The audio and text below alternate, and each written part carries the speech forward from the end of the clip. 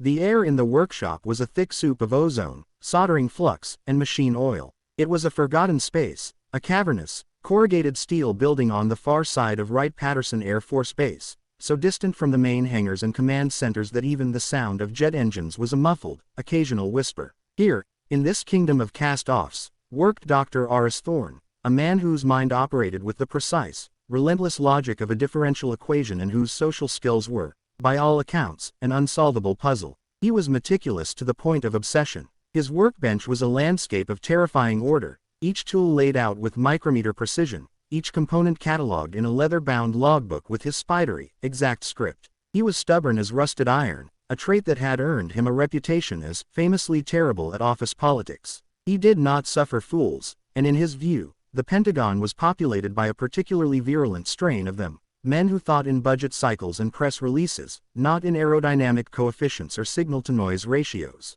While the Air Force brass was mesmerized by the roaring, sleek-bodied future embodied in the B-58 Hustler and the promise of the XB-70 Valkyrie, machines that tore through the sky at multiples of the speed of sound, R.S. Thorne was hunched over his bench, painstakingly assembling what his colleagues openly derided as a toy. It sat in the center of the workshop under a single, dangling incandescent bulb, the XPH-1, nicknamed Nat by its few, semi-tolerant supporters. It was a flimsy, ugly, underpowered thing. Its wingspan was barely 20 feet, its fuselage a skeletal frame of aluminum and balsa wood skinned in stretched canvas. Its engine, a modified lawnmower motor, produced a puttering, anemic drone that gave it a top speed of barely 90 miles per hour, slower than a family sedan on the new interstate highways. It looks less like a weapon of the jet age and more like a relic from the barnstorming era of the 1920s. It had no weapons, no hardpoints for bombs, no provision for rockets. It had no cameras worth mentioning.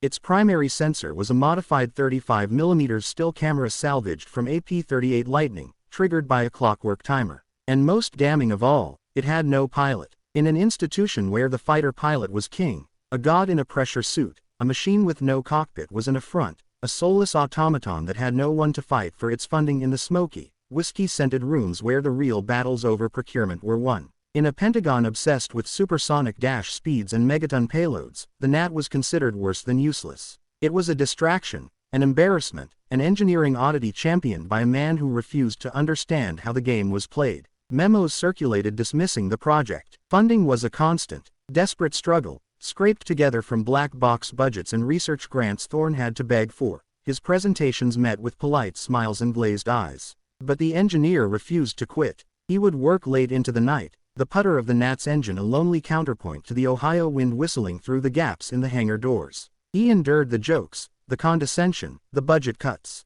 He did so not out of blind faith, but out of cold, hard, mathematical certainty. Because R.S. Thorne knew something the generals, with their maps and their big, beautiful bombers, didn't yet comprehend. He had crunched the numbers, studied the trajectories, and understood the implications of the new surface-to-air missiles the Soviets were deploying. The next war wouldn't be a repeat of the Battle of Britain. It wouldn't be won by the fastest airplane, the one that could climb the highest or dive the quickest. It would be won by the first one to see the enemy. Speed was a liability if you flew right over what you were trying to find. Altitude was useless if your target was hidden under a canopy of trees or the roof of a factory. The future of reconnaissance, Thorne believed, was not in flying over the enemy, but in lingering over him. It was in persistence. It was in the ability to be a silent, unblinking eye in the sky, to watch, to wait, to spot the single, crucial detail that a satellite whipping overhead at 18,000 miles per hour would forever miss. The Nat, for all its frailty and lack of glamour, was built for that single, solitary purpose.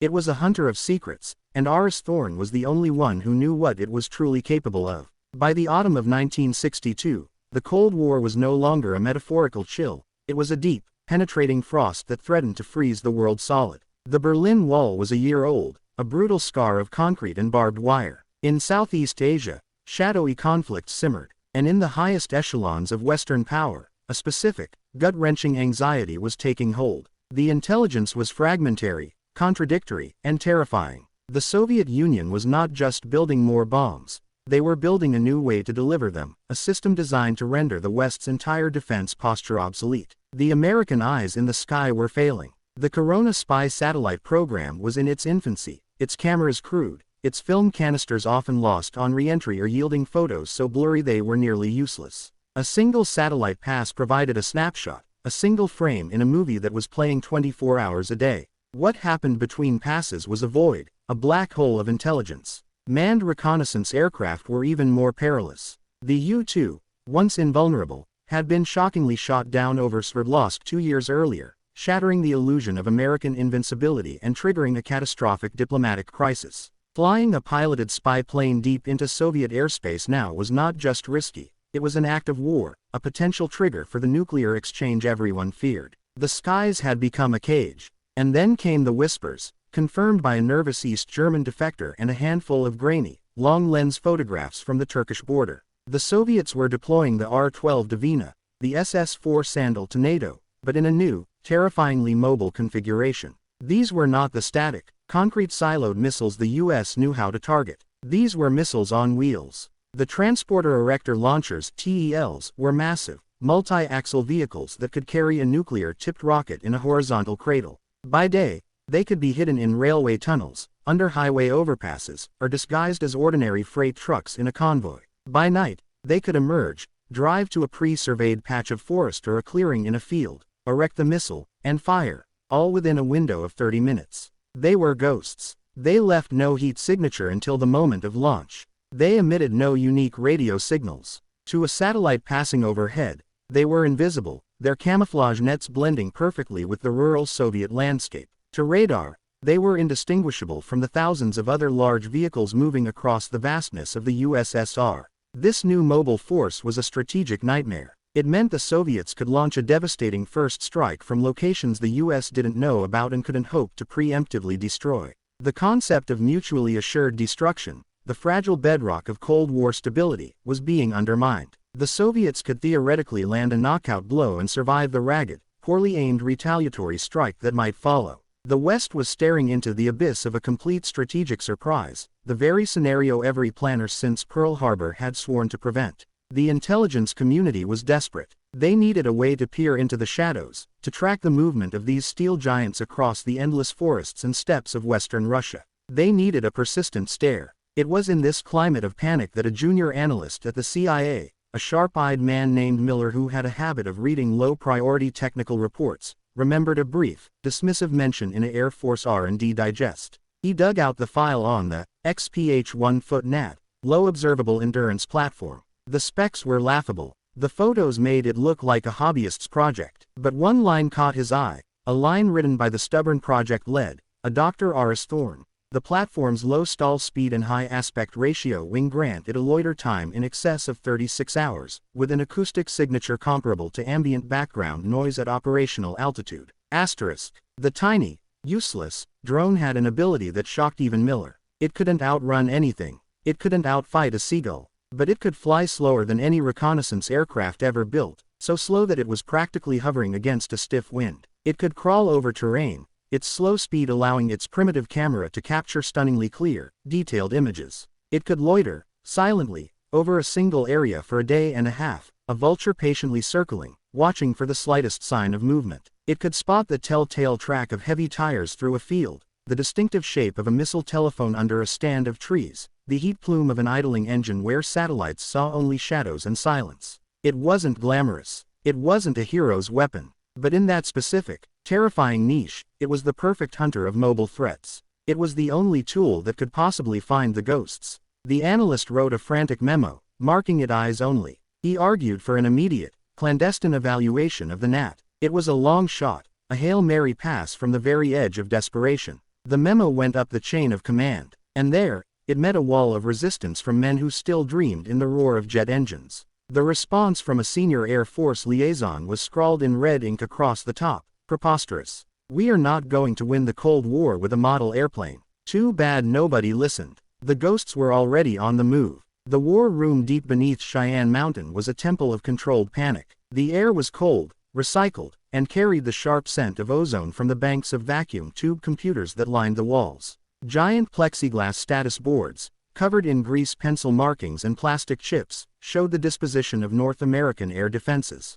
For years, this had been a place of quiet vigilance, a nerve center waiting for a war that never came. But on this particular frigid October morning, the silence had been shattered. The call had come in from the National Reconnaissance Office at 4:32 Zulu time. A KH-5 Argon satellite, on a routine pass over the Kola Peninsula, had imaged a known deployment zone for the Soviet Union's new R-12 mobile regiments. The initial analysis was routine. Then, a junior photo interpreter named Andrews, his eyes raw from a 12-hour shift, noticed it. A cluster of 6 TELs, previously identified and tracked for weeks, was gone. Not just relocated within the zone. Gone. The hardened shelters where they were sometimes hidden were empty. The tire tracks that usually crisscrossed the muddy ground simply stopped at the tree line and did not re-emerge. He escalated it. The senior analyst, a grizzled Cold Warrior named Foster who had seen everything from Cuban SAM sites to new submarine pens, initially dismissed it. They've moved into the forest for daytime concealment, son.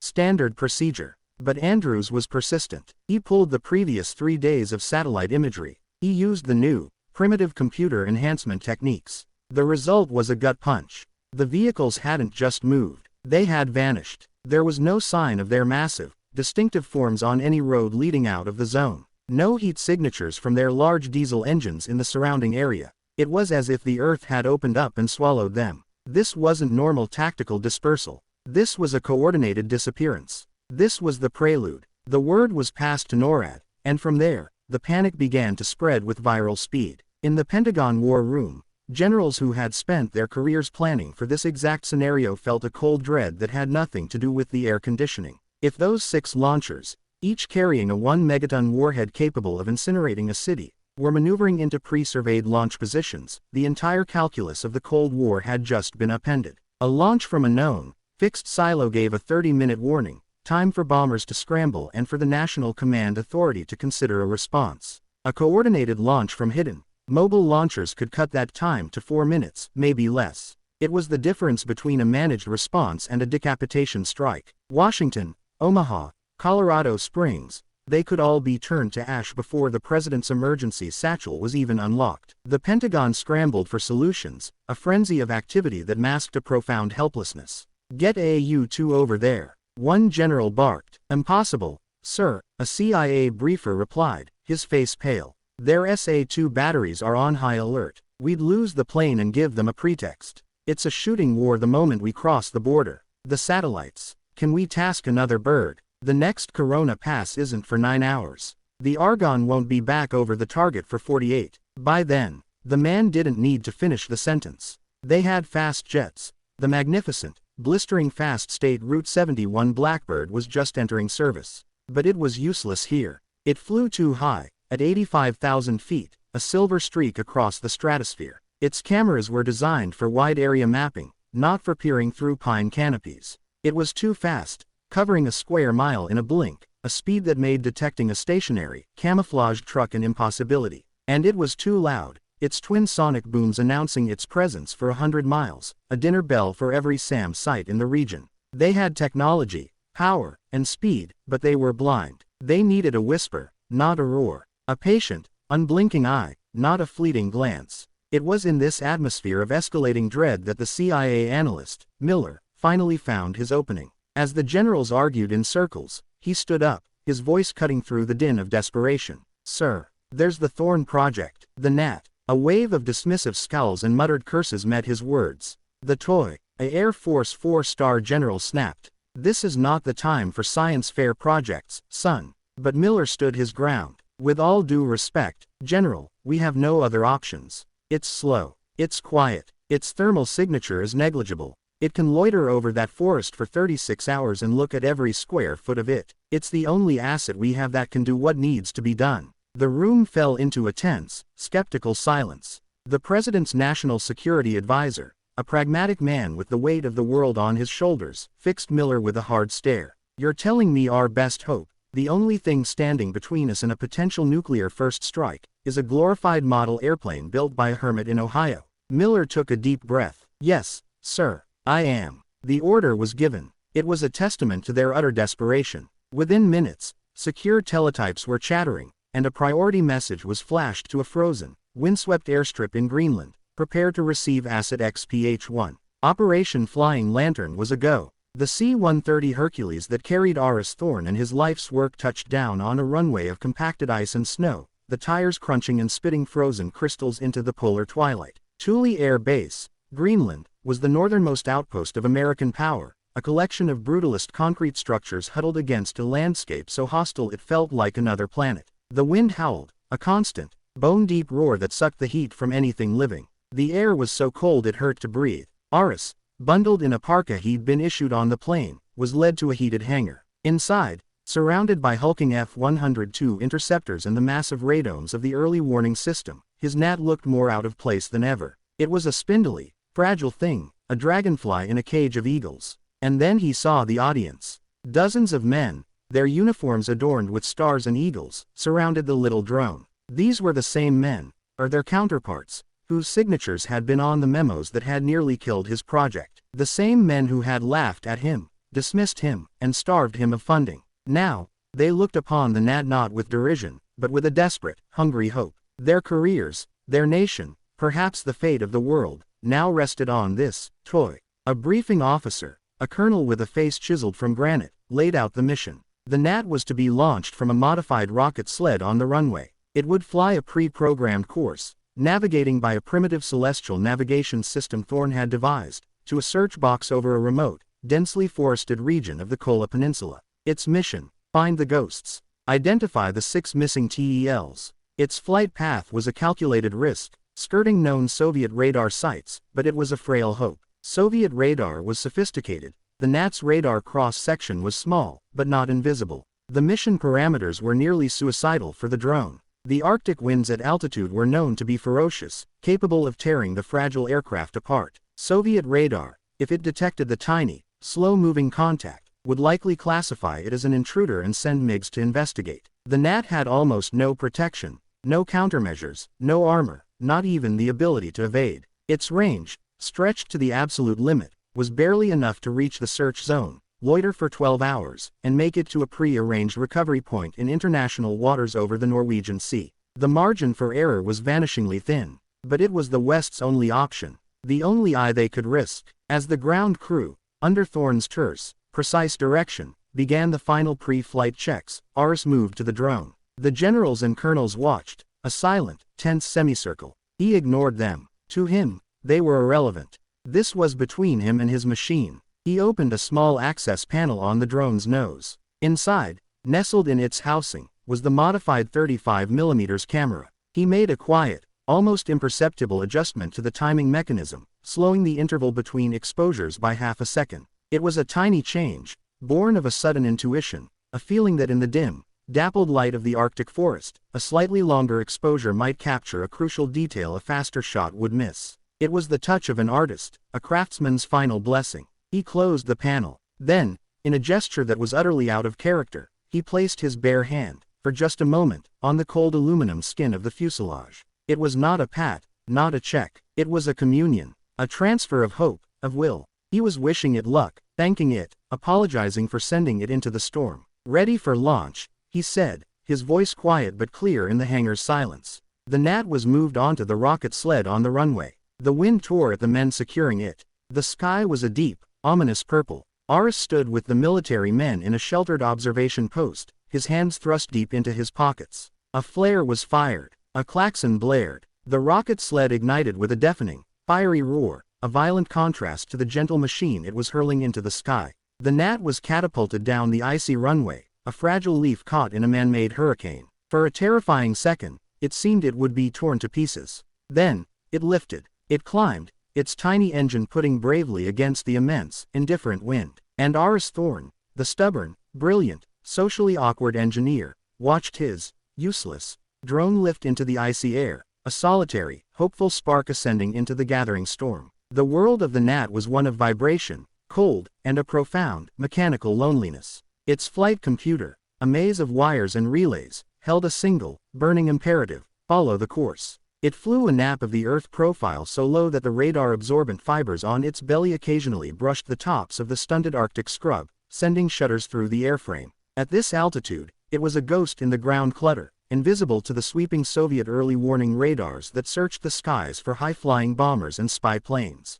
But it was also flying in a realm of brutal punishment. The temperature outside was 60 degrees below zero. The air was so cold it was thick, syrupy, robbing the tiny engine of precious power. Ice crystals formed on the leading edges of the wings, threatening to disrupt the delicate airflow that kept it aloft. The wind, howling down from the polar ice cap, was a chaotic, battering force. It would slam into the port wing, lifting it violently, then drop away, sending the drone into a sickening lurch. It was flying through a hurricane of ice. Inside its insulated nose cone, the camera's clockwork mechanism slowed, the lubricants thickening to a gel. The batteries, chemical hearts meant for temperate climates, were freezing, their voltage dropping perilously low. The engine, a symphony of simple parts, began to cough, sputtering as the fuel lines threatened to ice up. Hours passed. The Gnat was a tiny automaton of sheer will, a testament to Thorne's obsessive over-engineering. Every joint had been reinforced, every wire secured against vibration, every component tested beyond its rated limits. It was built for this, for a hell its creator had only imagined. It flew on, a speck of American resolve navigating a Soviet wilderness, its single eye blinking open at precise intervals, capturing frame after frame of the monochrome landscape below, endless expanses of white, dark lines of skeletal trees, the frozen mirrors of lakes. The search box was 100 square miles of some of the most rugged, inaccessible terrain on Earth. From above, it was a meaningless jumble of geographic features. To the Gnat, flying at near stall speed, it was a vast, slow-moving panorama. The fuel gauge, a simple mechanical dial, unwound with a grim, steady certainty. The drone had consumed over half its allotted supply just fighting the headwinds to reach the zone. The loiter time was shrinking from hours to minutes. And then, a flicker. Not on a screen, but in the data stream itself. A deviation in the expected pattern of shadows and light. The Gnat's primitive brain didn't register it, but the camera captured it. A shadow where, according to the satellite base map, there should be none. A subtle disturbance in the snow's uniform texture. A line. The drone, locked to its pre-programmed search grid, flew on, but the next frame, and the next, revealed more. The line became a set of lines. Parallel. Deep. The unmistakable, wide-set tracks of massive, heavy vehicles. They were fresh, cutting sharply through the wind-blown crust of the snow, not yet filled by fresh powder. They were a road where no road existed, leading away from a frozen logging track and snaking into a narrow, steep-sided valley, a place so topographically hidden it was a blind spot to every overhead asset the West possessed. The Gnat's programming was simple, but brilliant. Upon identifying a potential target signature, a linear feature of a specific scale and contrast, it was designed to break its search pattern and investigate. With a whir of servos, it banked, turning to follow the tracks. The turbulence in the valley was worse, funneled and compressed between the rock walls. The little aircraft shook violently,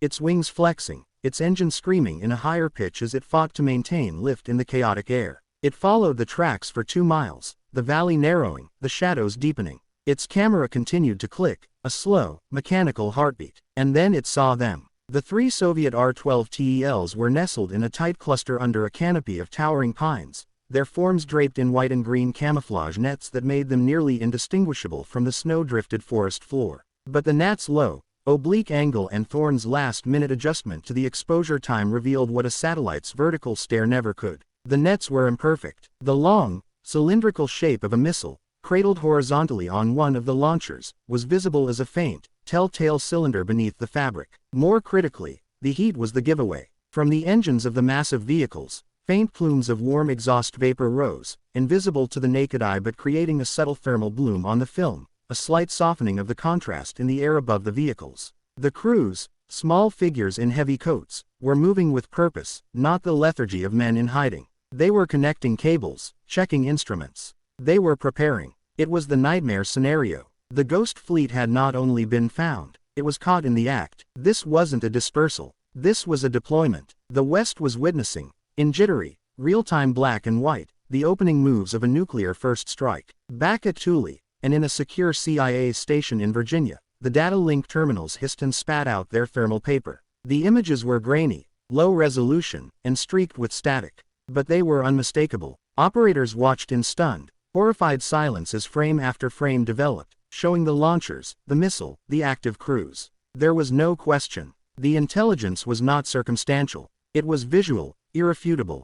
The Soviets were in a launch posture. But even as the evidence was being rushed to the highest levels of command, the Gnat was dying. Its fuel was exhausted, the last vapors in the lines being sucked into the coughing engine. Its batteries were fading, the voltage too low to power the transmitter for much longer. It was out of range of its recovery point, seconds from crashing into the unforgiving terrain it had just revealed. It didn't matter. It had done its job. It had seen the unseen. In Washington, the hotline, teletype machine linking the White House to the Kremlin began to clatter. Not with a long, diplomatic cable, but with a series of short, brutal messages. Simultaneously, across the United States, air raid sirens wailed, not in test, but in earnest. In underground silos, Air Force officers turned their launch keys. In hangars from Maine to California, B-52 Stratofortress crews, who had trained for this moment their entire careers, sprinted through the freezing dawn to their aircraft, ground crews whipping off engine covers as the pilots scrambled up the ladders.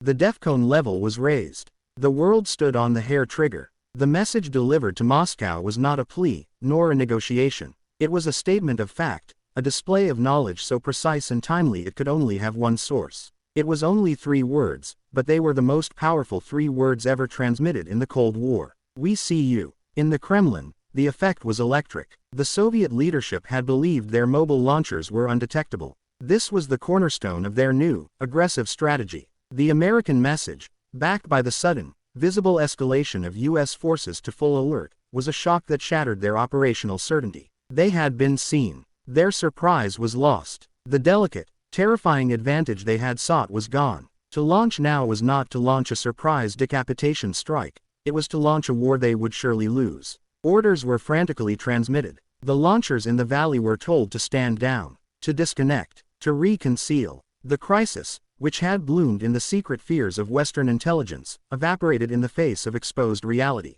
The ghosts were ordered back into the shadows. And somewhere over the Arctic tundra, the little drone, its fuel finally gone, its last transmission sent, fell silent. The putter of its engine ceased. The wind took it, and it fell, not in a fiery crash, but in a slow, gentle spiral, a leaf descending. It landed softly in a deep snowdrift, its work done, its purpose fulfilled. The snow began to cover it, a white shroud for a machine that had, without firing a shot or carrying a bomb, fought one of the most critical battles of the Cold War and won. The C-130 that brought Dr. Horace Thorne back to the United States did not land at a remote, snow-swept airstrip. It touched down at Andrews Air Force Base, just outside Washington, D.C., under a clear, cold sky. The reception on the tarmac was not the quiet, solitary affair he was used to. Instead, a line of staff cars, their flags fluttering, stood waiting. A phalanx of men in crisp uniforms, their chests heavy with ribbons and stars, stood at attention.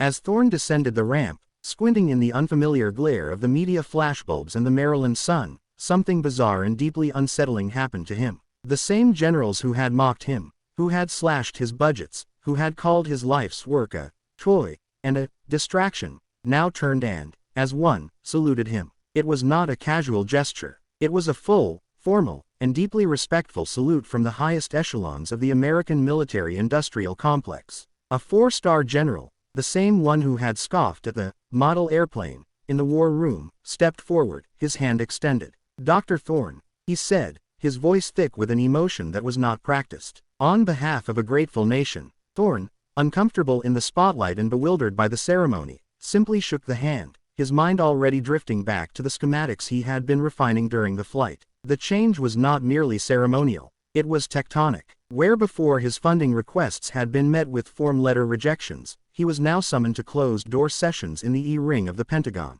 Men who had once spoken to him with condescending brevity now listened, their faces intent, as he laid out his vision for a new generation of unmanned systems. The floodgates opened. Money, the lifeblood of any weapons program, poured in. Black budgets, once inaccessible, were now his to command. He was given a new, state-of-the-art facility, a staff of brilliant young engineers, and a single, blanket directive: build. The crash site of the first NAT, the XPH-1 that lay buried in an Arctic snowdrift, was immediately declared a classified national security site. No recovery mission was ever publicly launched, but satellite imagery would later show unusual activity in that remote valley, the kind of activity that suggested a quiet, thorough cleanup. The wreckage, what little there was collected and analyzed, its story locked away in a vault, its existence denied for decades. It was a ghost, just like the targets it had hunted. And the engineer himself. After the parades, the meetings, the handshakes and the security briefings, Horace Thorne did what he had always done. He simply went back to his workshop. Oh, it was a newer, cleaner, better equipped workshop, to be sure. But the essence was the same. It was a place of ordered chaos, of whiteboards covered in elegant equations, of the smell of solder and coffee. He dismissed the accolades and ignored the politics. He was building. Because he understood something long before the generals, the politicians, and the world at large had even begun to glimpse it. The future of warfare, he knew, would not be decided by the raw, brute force of kinetics. It wouldn't be about who had the fastest airplane or the biggest bomb. The next paradigm shift would be informational. It would be about seeing first, understanding faster, and acting with precision. It would be fought by eyes in the sky, silent, patient, and unblinking. It would be waged by unmanned machines that could go where pilots couldn't, that could linger where pilots wouldn't, and that could take risks no human life ever should. His useless drone, the Gnat, had been the proof of concept. In a single, tense night over the Arctic, it had done more to prevent a nuclear war, to maintain the fragile peace of a terrified planet, than an entire fleet of bombers sitting on alert or 1,000 Minuteman missiles buried in silos. It had not deterred through the threat of annihilation. It had protected through the power of perception. It had substituted information for obliteration. Aris Thorn hadn't just built a new tool, he had discovered a new principle of strategy. In the grand, sweeping narratives of the Cold War, the story of Operation Flying Lantern is a mere footnote, if it appears at all. The history books are filled with the Cuban Missile Crisis, the building of the Berlin Wall, the summits between superpowers. The official records from that period remain murky, deliberately obfuscated, a labyrinth of redactions and misdirection. To this day, some of the most critical details, the exact communication to Moscow, the specific location of the valley, the full technical specifications of the Gnat, remain classified, their secrets guarded by men and women who were not yet born when the events transpired. But in the inner sanctums of power, in the hushed corridors of Langley and the Pentagon, and in the design bureaus of the aerospace industry, insiders know. The story is passed down, a kind of professional folklore, a secret history that informs the present. The era of drones, the silent, ubiquitous, game-changing technology that would evolve from simple reconnaissance platforms like the Lightning Bug to the formidable, hunter-killer MQ-1 Predators and MQ-9 Reapers of the modern age, did not begin with a triumphant, public technological breakthrough. It did not start with a press conference or a cover story in Aviation Week. It began with a single, fragile aircraft that everyone in a position of power had dismissed. It began in a forgotten hangar, built by a man nobody would listen to, launched on a mission it was never designed to survive. The Gnat was not the product of a multi-billion-dollar development program. It was a proof of concept born of sheer stubbornness and visionary genius, a kludge of spare parts and brilliant ideas that was thrust into the most high-stakes scenario imaginable. It was the machine that wasn't supposed to work, designed by the man nobody listened to, and launched on a mission it was never built for. And in doing so, it quietly, without fanfare, saved the West from a nuclear surprise attack. It averted a war that would have had no winners, only the dead. It achieved this not through explosive power, not through supersonic speed, not through any of the traditional metrics of military might. It won its war without firing a single shot. Its only weapon was the truth it could see, and in the shadowy, high-stakes poker game of the Cold War, that truth was the ultimate trump card. The legacy of Aris Thorn's Gnat is not just in the unmanned aircraft that fill the skies today, it is in the simple, profound lesson that sometimes, the most powerful weapon is not the one that makes the loudest noise, but the one that sees what others cannot.